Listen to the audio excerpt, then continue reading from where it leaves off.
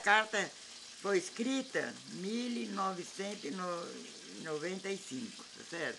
Isso. Eu quero fazer uma promessa para a Lidiane. O que está escrito aqui? E O que está escrito? o próximo... O próximo dia que eu vier aqui na casa da Tereza, eu vou ficar 2 anos aqui. Eu juro isso. Tá certo? Isso. E aqui está rasgado. Assinado. Assinado Helena Fete. Ano 1995. Idade. A data... Não. Idade, vó. Idade.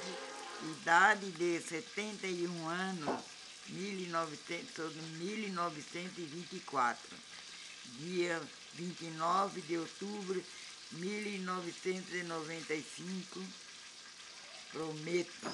Ergue a mão assim e fala, prometo. Eu prometo que eu vou ficar aqui. Mostra a carta. É uma promessa. E nunca cumpriu. Mostra a carta, É uma promessa vó. que eu não cumpri ainda disso. E tem que cumprir. Será que eu tenho que cumprir disso? Tem. Vem Mostra aqui, a carta, Maciel. vó. Vem aqui, Maciel. Corre. Mostra a carta, vó. Mostra a carta. Mostra a carta. Olha a carta aqui, ó. Ó. Aí, bicho, tá até rasgada de velho, ó. Vem. Tá vendo, bicho? Tá até rasgada aqui, Fala ó. assim, prometeu, tem que cumprir. Vai. Vê aí, bicho. Prometeu, tem que cumprir. Prometeu, tem que cumprir. Prometeu, tem que cumprir. Uhul! Êêêê! Será que ela já leu? Vai embora agora só dia 2 de janeiro de 2010.